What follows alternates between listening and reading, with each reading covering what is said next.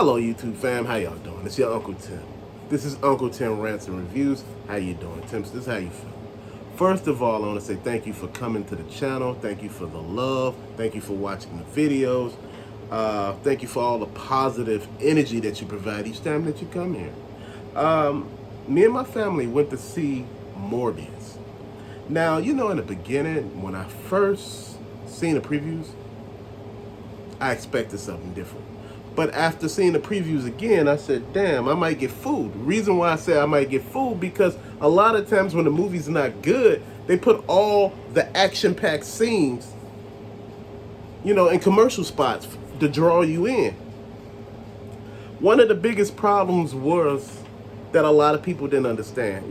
Jared Leto plays a lot of off-ball, off-the-wall type of, oddball, characters. The thing that a lot of people at Marvel and at Disney didn't understand, you just can't churn out superhero and anti-hero movies and think each one of them gonna make a whole lot of money. Venom, everybody knew who Venom was. Venom is plastered everywhere. Before even all that, he was all through the comic books of Spider-Man and other, he was on, cartoons with Spider-Man. But Morbius, a lot of people don't know who he is. A lot of people outside of comic books have no idea who this character is. So you put a B-lister, a B-list villain, in the comic books, majority of the time, he's a villain. So you put this B-list villain and give him a whole movie. And how did you think that was gonna go? First time it went to the box office, it bombed. The second time, it bombed again. It's one of the rarest movies of all time. Why? Because it bombed twice. And I was like, damn. I said, the first time, see, they didn't put a lot of thought into this, fam. They didn't think about this. They brought this movie out too fast. They didn't put what they needed to do in it. You can't have a whole movie of a B-list person that nobody knows without the main character in it. You needed Spider-Man in this. If you would have put Spider-Man in this movie would have sold all kind of money. Why? You didn't even have to put Tom Holland in it. You could have put Andrew Garfield. You could have put Tobey Maguire and talked about the multiverse. It would have made a lot of sense after Spider-Man No Way Home. It would have made a ton of sense because people would have been like, oh, I get it. Oh, it actually makes sense. The premise of the movie, he's not infected. He was born with a rare blood, virus, illness. And he's a Nobel Prize winning scientist. And he wants to cure this for himself and hundreds of thousands of people like himself. So he goes off and get bit by this bat, and everything else. Everything else works for a while. I think it was bit by a damn bat, because I'm watching, fam. I was losing consciousness in the damn movie. Why? Because it was dry. There was no energy in the first part of the movie. He spent the entire movie getting his ass kicked. I'm serious. It's like, what the hell am I watching? Dude, come on. You got all these magical powers. You can fly. You strong.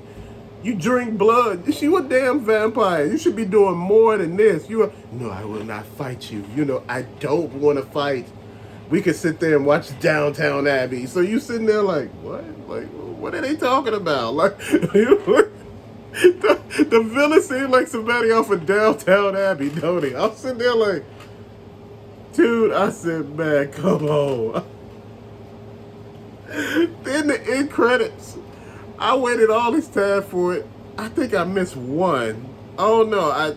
I missed something. I don't know which part I missed, but I know I seen the one with the vulture. And him waiting on the vulture and they talking about Spider-Man. Fam, look, talking about teaming up. My biggest thing is, should everybody know who y'all are? I understand your star power, but star power can't just bring anybody into the theaters. If you wanted somebody to really get people into the theaters, you needed a bigger actor. to bring people in. You needed somebody like, just to say, Brad Pitt, Tom Cruise, somebody that, they already got this fan base. But you bring somebody in that's a good actor, don't get me wrong, won an Oscar, but you need more than that. This movie bombed so hard. I think the movie, I think it cost it 60 or 70 million to make. It grossed worldwide 160 million. Dude, that ain't enough of money. Dude, this is a Marvel movie. It shouldn't be on DVD already. It should be still in theaters. It should still be going strong. And see, this is the thing that I think the powers that be missed. You just can't slap any damn character and make a movie about. See, that success, they exploited that already. Disney exploits every damn thing. They exploited Star Wars. I mean, damn it, every damn character in Star Wars got a movie now, damn near. And see, that's what's happening with the Marvel Universe. I understand the multiverse is bringing everybody together and it's making sense. How the Vulture got into Morbius's universe by the crack in the multiverse and he just appeared in a cell. I get it, fam. And he was acquitted and everything because he just appeared in the cell. Fam, it's too much. And I am so confused. Things don't make sense. Now, the plot behind this movie, I don't know what the hell really was going on.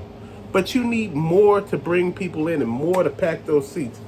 You needed fights with big people. Hell, you could have brought Venom in for about 5 damn minutes. Just to warm people up in the beginning. Spider-Man, to knock Morbius around, telling them something, something. It needs fighting.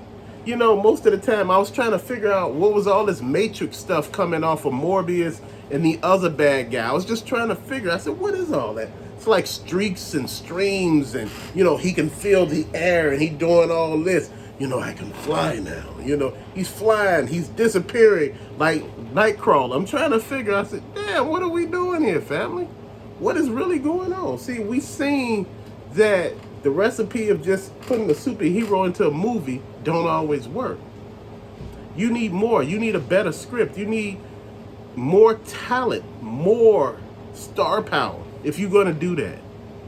Now, just me saying that it was a bad movie still don't do this movie justice. Fam, I just didn't get it. I was like, who idea was this? This wasn't even any... I'm like, damn, if you're going to do a movie, damn, you could have did something better than this from a Spider-Man villain. I'm like, all these damn pictures that we done seen, hell, we could have did Jamie Foxx with Electro or something. We could have did some of every damn body, but we choose this. We could have did the Hobgoblin. Because he been in a couple of movies. You don't bring a guy out that wasn't in none of the movies. He supposed to did a cameo in Blade.